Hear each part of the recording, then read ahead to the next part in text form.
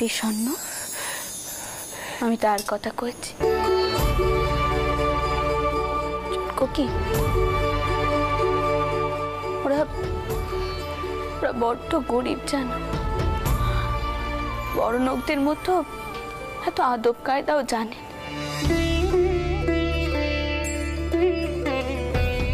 আমিও তো চোটকালে এমন গরিব ঘরেই ছিল।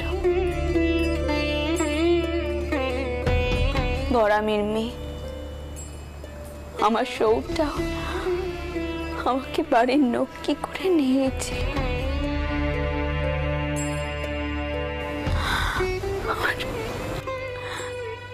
আমার সৌটাউরের মতো কোনো মানুষ যদি থাকেন তাহলে ওই মেয়েকে আমি এই সংসারে নিয়ে আসতে পারি। জানো, আমার শাওরি আমাকে বুকে তুলে নিয়েছিল। কোনোদিন গরিব বড় লোকের বাদ বিচার করেন।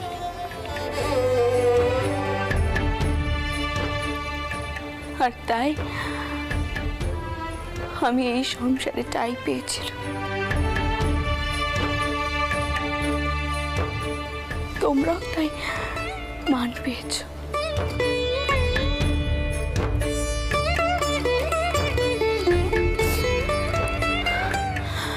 চোরকো কি আমার বড় সাধ জানো তো, বিষণ্ণকে ভোপালের বউ করে এই বাড়িতে নিয়ে আসা।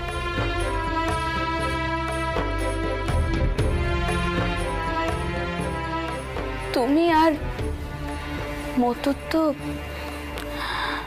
ভোপালের মা বাপ, তোমাদের যদি পাত্রী পছন্দ হয় আর ভোপালকে রাজি করাতে পারো তাহলে কিন্তু এগিয়েও।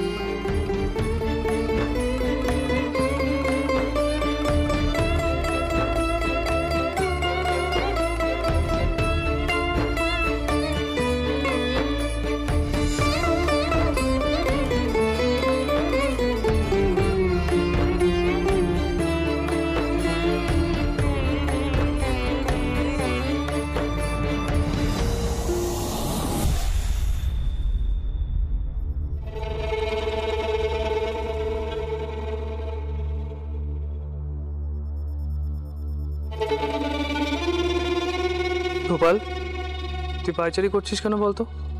একটু সুস্থির হয়ে বস না। সুস্থির হয়েই তো বসতে পারছি না যদু দাদা। বাবা মশাই কেমন যেন অস্থির হয়ে আছেন। সে সকালে সেরেস্তায় পর্যন্ত যাননি, অথচ সবাইকে বলে গেছেন উনি সেরেস্তায় যাবেন। বাবা মশাই তেমন করেন না। ফিরে আসার পর থেকে একা একা ছাদে দাঁড়িয়ে আছে। ওনার কিছু একটা হয়েছে জানো তো, অথচ কি হয়েছে সেটা কিছুতেই বুঝতে পারছি না। গোপাল, তুই শান্ত হ, আমি দেখে আসছি, দাঁড়া।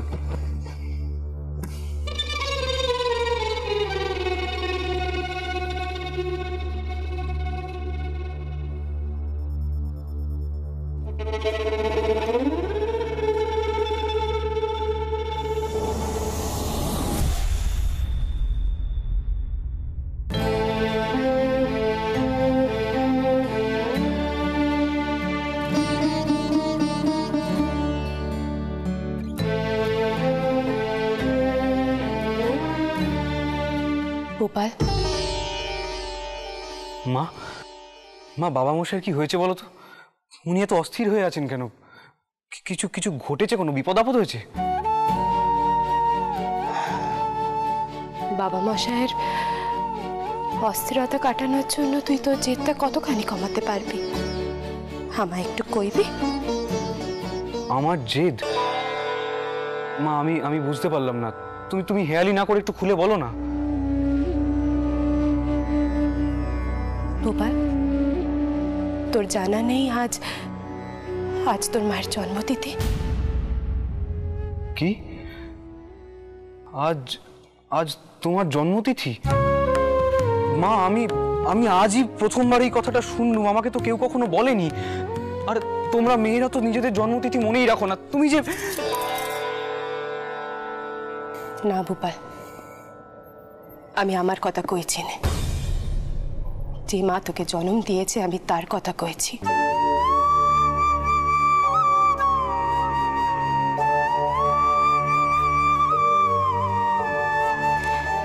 হ্যাঁ, এ আমার দুর্ভাগ্য। আজ যদি তোর মা বেঁচে থাকতেন, তাহলে তিনি যে জোরটা তোর ওপর কাটাতে পারতেন, আমি তো সে জোর কাটাতে পারবো না। মা,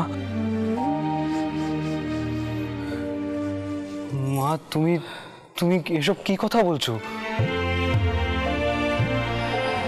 ঠিকই কইছি, ঠিকই কইছি।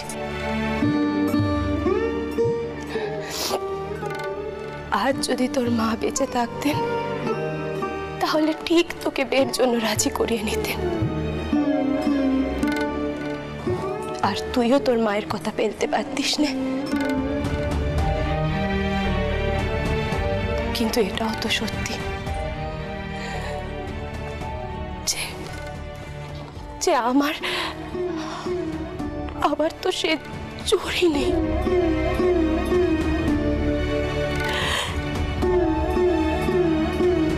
হ্যাঁ ভোপাল,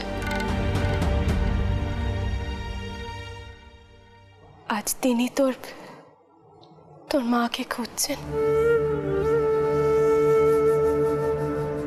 জানিস তো, উনি না খুব ভয় পাচ্ছেন।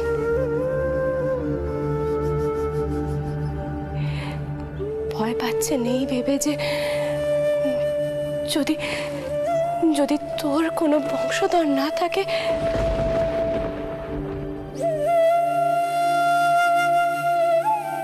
তাহলে সেজ দিদি মানে তোর মায়ের কোনো চিহ্নই থাকবে না এই সংসারে। কেউ বুঝুক কি না বুঝুক,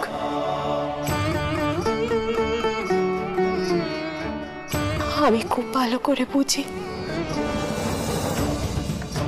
এটা তোর বাবা মশাইয়ের কাছে কতটা কষ্টের। কিন্তু আমি বা কি করব ক? আমার তো কোনো অধিকার নেই যে তোর ওপর আমি জোর কাটাবো। মা, মা তোমার আমার ওপর জোর খাটানোর অধিকার নেই, এই কথাটা তুমি বলতে পারলে? তোমার যদি আমার ওপর জোর খাটানোর অধিকার না থাকে, তাহলে আর কার আছে বলো তো?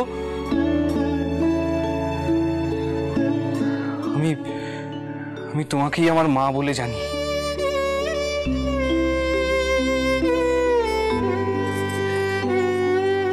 তুমি শুধু একবার বলো আমাকে কি করতে হবে। কথা দে, আমি যা বলবো তুই তা মানবি।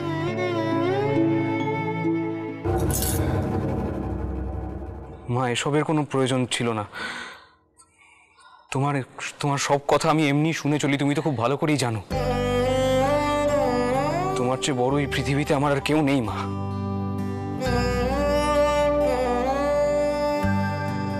তাহলে কথা দে বাচ্চা, কথা দে যে তুই বিয়ে করতে রাজি হবি।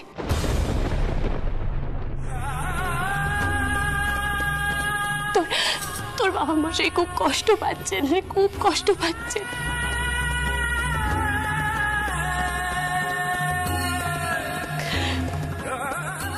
তিনি আমার দেবতা, তেনার সব ইচ্ছে পূর্ণ করা আমার কর্তব্য।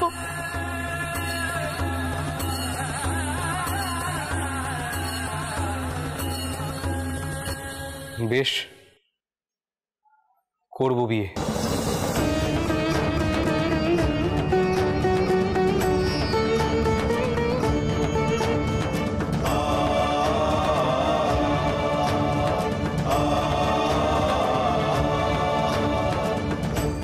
তুমি যার সঙ্গে বলবে তাকেই আমি বিয়ে করব, কোনো প্রশ্ন করব না। কথা দিলুম।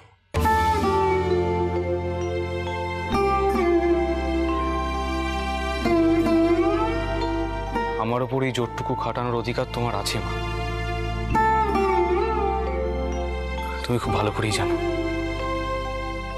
আগে তুমি আমাকে এইভাবে বলনি বলে আমি আপত্তি করেছিলাম। সত্যি সত্যি তুই বিয়ে করতে রাজি? আয় আয়, এদিকে এদিকে বস। শোন না, হ্যাঁ একখান পাত্তির আছে। মেয়েটা বয়সে খুব একটা ছোট নয়, বেশ বেশ ডাকর টগর মেয়ে। শুধু ছোটবেলায় ওকে টাকাতে তুলে নিয়ে গেছিল, তাই ওর বাপ কিছুতেই ওর বিয়ে দিতে পারছে না। কিন্তু বাচ্চা তুই তো মা এসব কথার কোনো প্রয়োজন নেই। পাত্রী কে, সে কেমন, সে কোথায় থাকে, এসব জানার আমার কোনো আগ্রহ নেই। তুমি যা বলবে তাই হবে। শুধু দয়া করে এই কথাটা তুমি আর আমাকে কখনো বলবে না মা, যে আমার ওপর তোমার জোর খাটানোর অধিকার নেই। কইব না, আর কোনোদিন এমন কথা কইব না আমি। অন্নপূর্ণার অসীম কৃপে যে আমি তোর মতো ব্যথা পেয়েছি।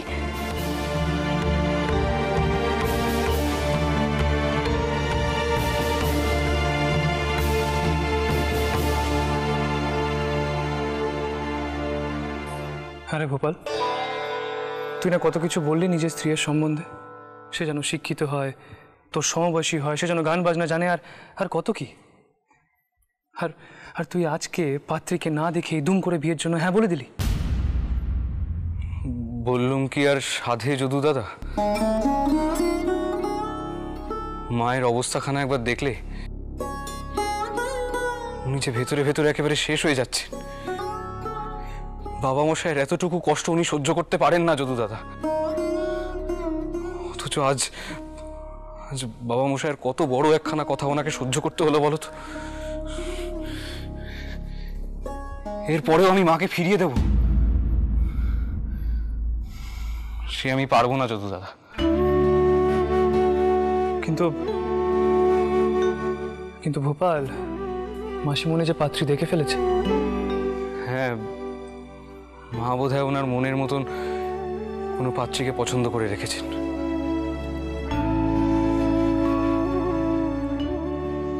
গোপাল, তোর হৃদয়টা না একেবারে সোনায় মোড়ানো। তুই তুই খুব সুখী হবি, দেখিস, খুব সুখী হবি।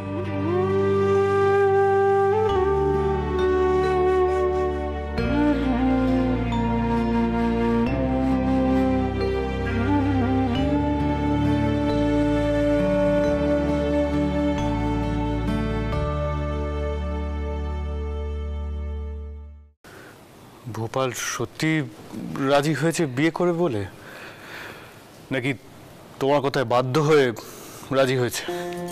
না, সে মেয়ে দেখবে না ভালো কথা, কিন্তু বিয়ে করলে কিন্তু তাকে স্ত্রীর দায়িত্ব নিতে হবে, সেটা সে নেবে তো? চটকুকি, এসব কি শুনছি রে?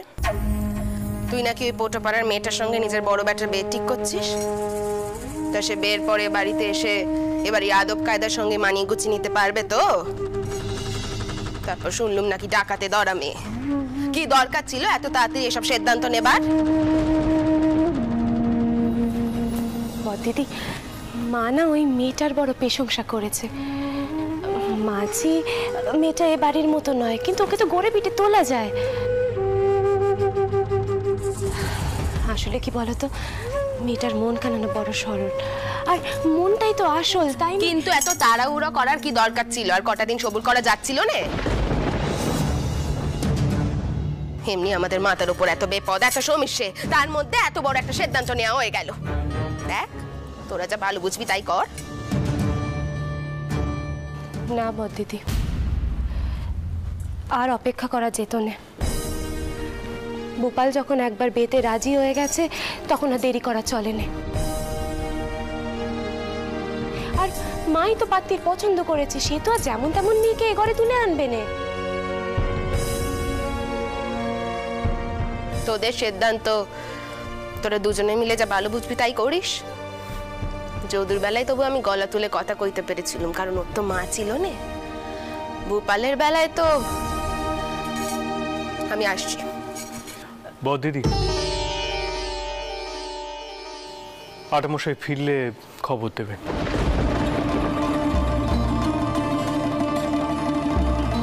বেশ।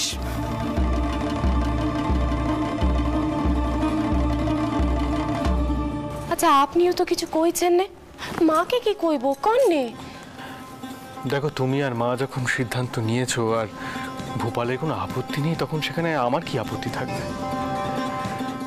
আর তাছাড়া আমি তো বলেইছি, তোমার বড় বেটার বিয়ের বিষয়ে আমি কোনো কথা বলবো না। তবুও আপনি স্পষ্ট করে কইবেন না যে আপনি ভূপালের সিদ্ধান্তে খুশি হয়েছেন।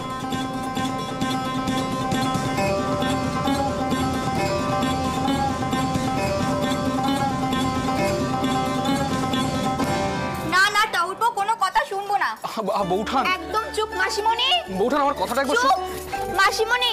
মাসিমণি, এত বড় একটা সিদ্ধান্ত নেওয়া হয়ে গেল, আমরা তো কিছুরই টেরও পেলুম নে। বলি পাত্তিটির কে, তাকে একবারও দেখবো নে? আর টাউরপো, তুমিও তো পাত্তিটিকে দেখবে নাকি? বৌঠান, আমাকে আবার এসবের মধ্যে জড়াচ্ছেন কেন বলুন তো? এসব বিষয়ে আপনারাই স্থির করুন না, আমি আসি। টাউরপো, টাউরপো।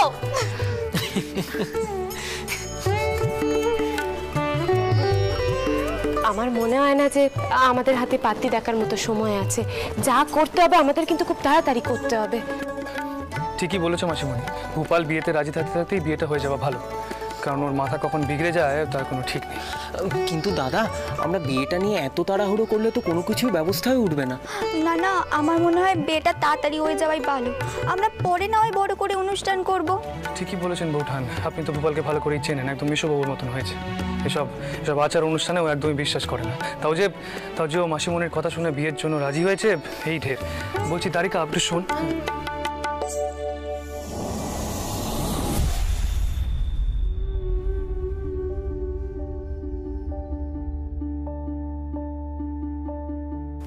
সেজ দিদি, তুমি হারিয়ে যাবে না, তুমি থাকবে। ভূপালের সন্তানদের মধ্যে তুমি বেঁচে থাকবে, এদের মধ্যেই রয়ে যাবে তোমার নামখানা। দেখো তুমি ওপর থেকে,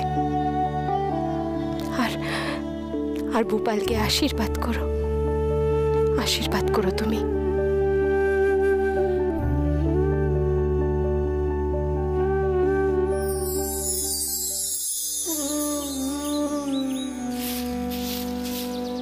পেশন্ন, বলি ও পেশন্ন, তোর বাপ কোথায় রে? কেন গো, কি হয়েছে? আর শিগগির তোর বাপকে ডাক, জানবাজার থেকে অনেক জিনিসপত্র নিয়ে লোক আসতেছেন। মুখ, তোমরা সব ঠিক দেখেছো তো? আরে হ্যাঁ হ্যাঁ, পুকুর পাড় থেকে দেখে এলুম। দেখেছো কাণ্ডি? আসলে আমি সেদিন দিদমাকে ঘরে নিয়েছিলাম নে, নিগাট কিছু কম দেখেছিল আমাদের ঘরে, তাই আবার এত জিনিসপত্র পাঠিয়ে দিয়েছেন। বাবা তো মাটি আনতে বাইরে গেল গো। দাঁড়াও দাঁড়াও, আমি ডাক দিচ্ছি। তোমরা কি বলো দেখি, সব দাঁড়িয়ে রইলে কেন? বসো না বসো, কতদিন পর তোমাদের পায়ের ধুলো পড়লো বলো দেখি। বসো বসো।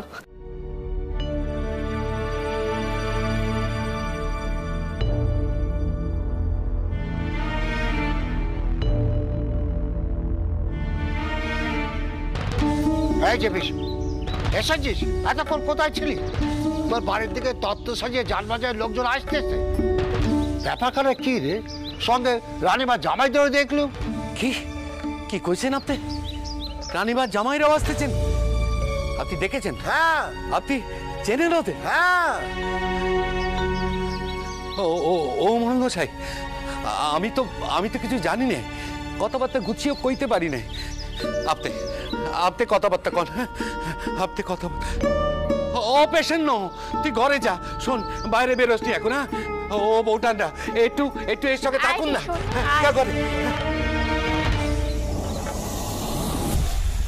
তোরা একটু পা চালিয়ে আয় বাবু, আয় আয় আয় আয়।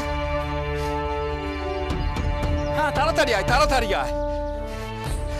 হ্যাঁ ও এইদিকে বাবু, এই মিষ্টিগুলো এই দিকটা রাখ। হ্যাঁ হ্যাঁ এই দিকটা, এই দিকটা সাবধানে রাখবি মা বাবা। আস্তে আস্তে আস্তে আস্তে আস্তে। হ্যাঁ হ্যাঁ রাখ রাখ রাখ রাখ রাখ। ওই দিক, ওই দিকটা, ওই দিকটা। হ্যাঁ ওই দিকটা। আরে শোনো, তত্ত্বগুলো তুমি এইখানে সাজিয়ে দাও ভালো করে। হ্যাঁ আস্তে আস্তে রাখো, আস্তে আস্তে। হ্যাঁ এসো এসো এসো। আরে চলে এসো, আরে এসো তাড়াতাড়ি। হ্যাঁ এইখানটা ঠিক আছে, ঠিক আছে, চলো চলো চলো চলো।